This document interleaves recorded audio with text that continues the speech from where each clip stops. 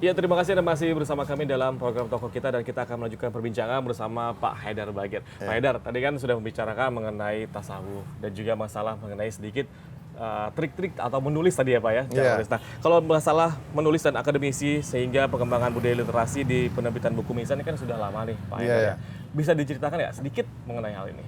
Ya, sebetulnya saya sendiri tadi sudah saya singgung. Saya ini memang punya kesenangan membaca, menulis. Kalau ditanya dari mana, mungkin ada unsur bakat, tapi juga dari kecil kami oleh orang tua dibiasakan baca buku. Ya, itu yang mungkin menyebabkan ada nostalgia tentang kenikmatan membaca buku. Nah, jadi ketika saya selesai kuliah, tepatnya waktu itu sebenarnya belum selesai kuliah, hampir selesai kuliah, dan berpikir tentang kira-kira aktivitas produktif apa yang bisa saya lakukan, sekaligus juga bisa menjadi sebuah bisnis.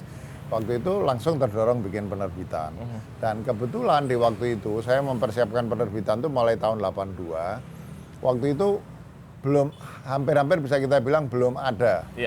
Baru ada benih-benih sedikit penerbit buku Islam yang berkualitas. Dalam arti pilihan tema, kalau terjemahan kualitas terjemahan bagus, bahasanya terjaga, desainnya rapi.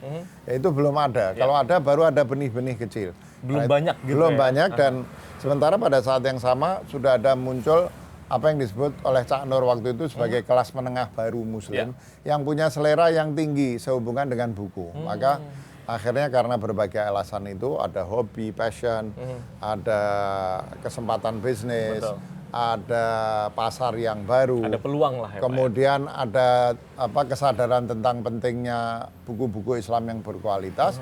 Akhirnya kita mulailah penerbit Mizan, alhamdulillah diterima dengan baik, ya, dan Mizan itu salah satu di antara berbagai penerbitan yang saya kira ikut mendorong budaya literasi di Indonesia. Apalagi sejak tahun 90-an kita tidak membatasi diri pada hanya buku-buku agama, tapi kita menerbitkan segala macam buku seperti bisa dilihat di sini.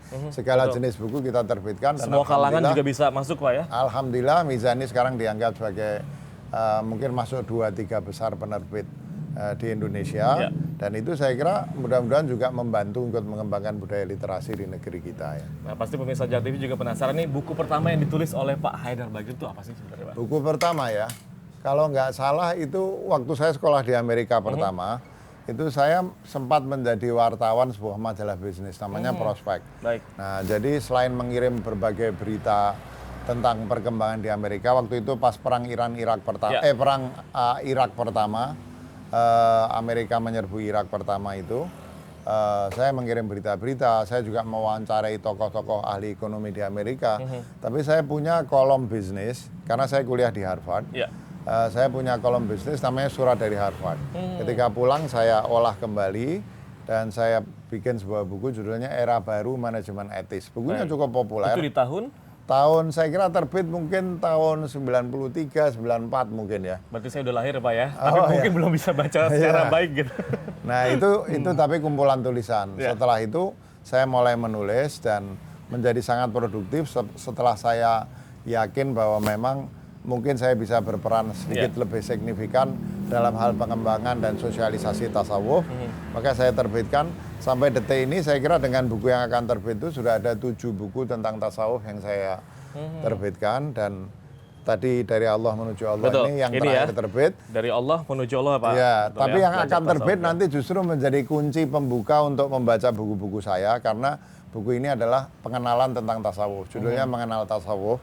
Kalau orang membaca buku itu nanti akan membaca buku-buku saya yang lain dengan lebih mudah, karena sebagian mengeluh sebagian buku saya itu berat, karena memang tasawuf yang saya perkenalkan kepada masyarakat itu adalah tasawuf yang bersifat lebih filosofis gitu. Ya, jadi tasawuf rasional dan lain sebagainya. Ini kan dari banyaknya buku yang memang sudah ditulis oleh Pak Haidar. Biasanya inspirasi itu muncul dari mana sih Pak? Sebetulnya kalau sehubungan dengan saya, karena saya ini mencoba terus terlibat di tengah masyarakat, ya. Terus saya membaca buku terus, nggak pernah berhenti baca buku, terlibat di masyarakat, terlibat dalam diskusi. Sebetulnya kalau soal inspirasi untuk menulis buku apa itu, saya nggak pernah punya problem. Inspirasi itu ada terus. Tiba-tiba persoalannya adalah waktu dan semangat, ketelatenan untuk menuliskannya. Kalau saja saya ini penulis buku profesional, mungkin saya sudah nulis 50-60 judul.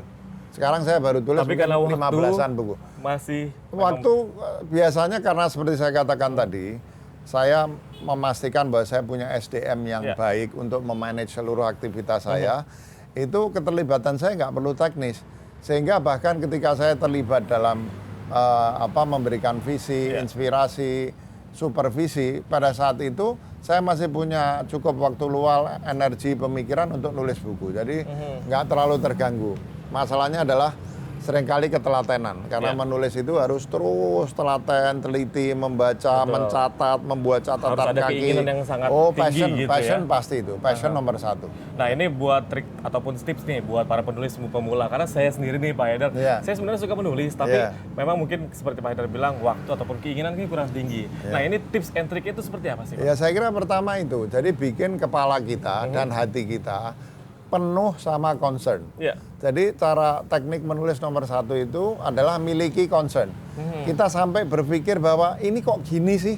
Kenapa sih orang beragama kok penuh kebencian? Kenapa sih orang beragama kok malah berantem? Kenapa sih orang beragama kok sainsnya mundur? Nah sampai itu betul-betul menjadi unek-unek di dalam hati kita. Nah itu nomor satu, memiliki concern sampai pada tingkat unek-unek yang kita merasa harus dikeluarin. Harus dipikirin gitu Pak ya? Dipikirin dan gimana caranya saya ikut mengubah ini. Itu nomor satu, concern. Kalau sudah punya concern itu, kedua ya baca. Kalau orang punya concern kan mikir, gimana cara ngatasinya? Ya harus baca buku, mengumpulkan informasi tentang cara-cara untuk mengatasi itu.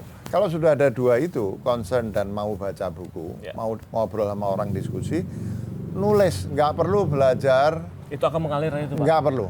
Jadi tulis dulu, mungkin draft pertama masih berantakan, nanti diperiksa lagi kalau perlu ditunjukkan orang, dibaca, minta saran.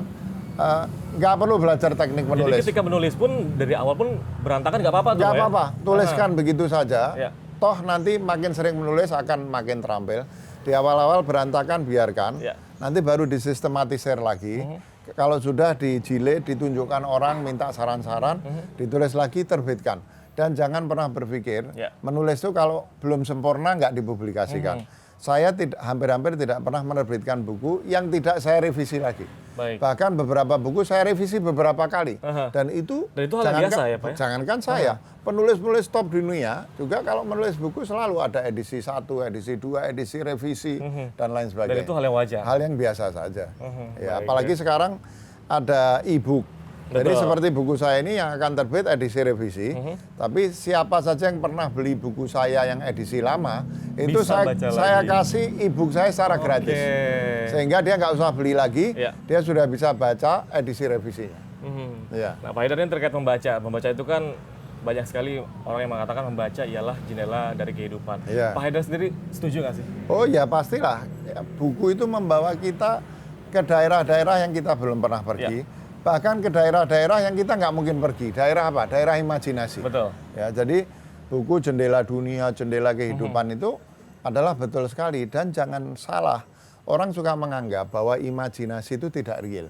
Imajinasi itu lebih real daripada kenyataan ini. Ya. Imajinasi itu dampaknya kepada hati kita, itu lebih besar daripada apa yang kita lihat dengan indera kita.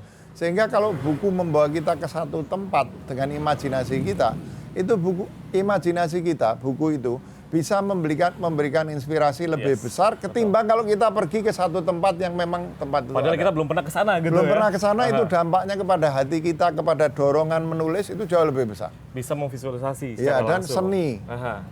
Nonton bioskop. Nonton bioskop, film-film itu asal filmnya bukan film yang nggak karuan. Terakhir karena saya selalu pergi ke bioskop sama anak saya, kadang sama cucu saya misalnya nonton film seperti Aladdin yang baru. Itu memberikan inspirasi kepada saya. Belakangan ada Netflix sekarang. Saya nonton film Secret Superstar, filmnya Amir Khan. Di pesawat nggak selesai. Kemudian kemarin saya selesaikan pakai Netflix. Filmnya nggak begitu bagus. Salah satu film Amir Khan yang menurut saya nggak terlalu bagus. Tapi itu juga memberi inspirasi. Jadi seni, baca buku, itu semua sumber agar kita di kepala dan hati kita itu penuh dengan concern. Dan dari situ nanti kita akan terdorong untuk dan akhirnya ada keinginan begitu ya Pak Haidar menulis, Baik, dan pemirsa kami akan kembali usaha jeda berikut ini, tetaplah bersama kami dalam program Tokoh Kita.